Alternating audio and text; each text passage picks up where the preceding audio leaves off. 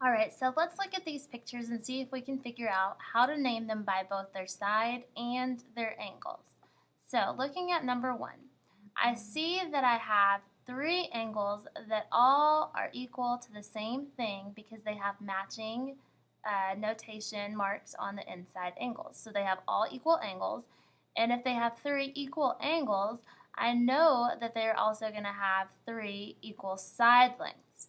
And when we're looking at the sides, when we have three equal sides, we call that equilateral. So I know that the first part it's going to be called is equilateral.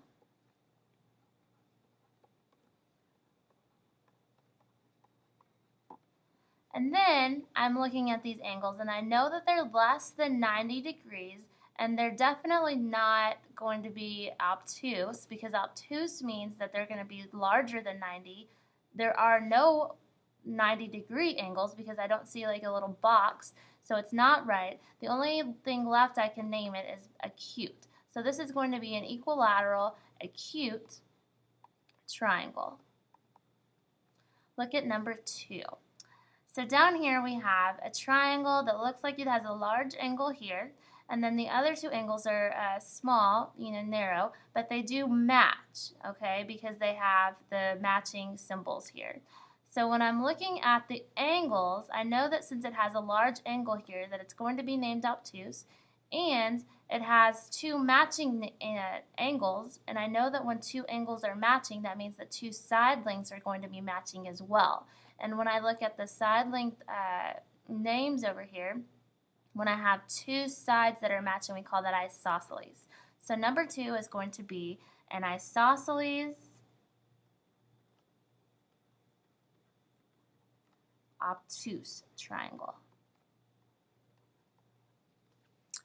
Number 3 is very similar to number 2. It looks like it has a very large angle, and then it has two angles here that are matching.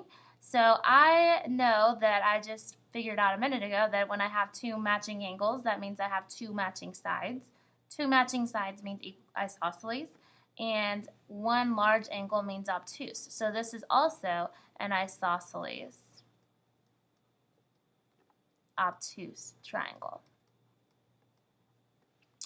And then down here, I have two side lengths that are equal because they have matching tick marks.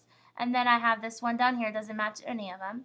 And I don't really see much else. I can see here that all of these angles are going to be less than right or 90 degrees. So this is going to be acute, and it has two sides that are equal, so that's isosceles. So this one is an isosceles acute triangle.